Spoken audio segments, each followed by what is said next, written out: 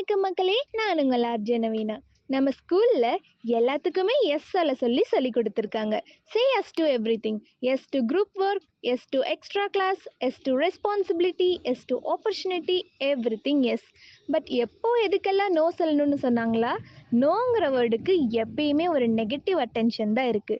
But in reality நம்ம எல்லாரும் சொல்ல வேண்டிய most powerful word which gets stuck in our throat. Welcome to another interesting series of Dear School. You missed this on another episode of Art of Saying No. Let's be honest, no சொல்றது feels like breaking a rule. நம்ம no சொல்லும்போது we might feel guilty, மற்றவங்களை disappoint பண்ணுற மாதிரி இருக்கலாம், இல்லை செல்ஃபிஷாக கூட ஃபீல் ஆகலாம். பட் நோ சொல்றதுனால it doesn't mean you are rude or selfish. It means you are knowing your limits and boundary, saying yes to saving time and mental peace. Your no should be louder than your yes. எல்லா ஆப்பர்ச்சுனிட்டியுமே நமக்கு தேவையானது இல்லை, எல்லா ரெக்வெஸ்ட்டையும் நம்ம satisfy பண்ணணுங்கிறதும் இல்லை. Not every one deserves your time.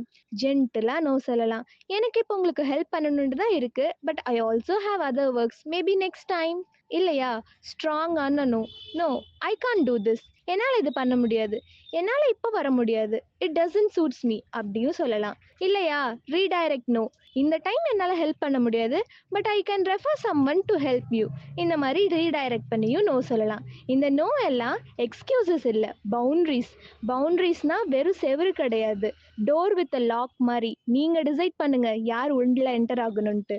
So the next time you feel guilty to say no, just pause and ask yourself, is this helping me or hurting me?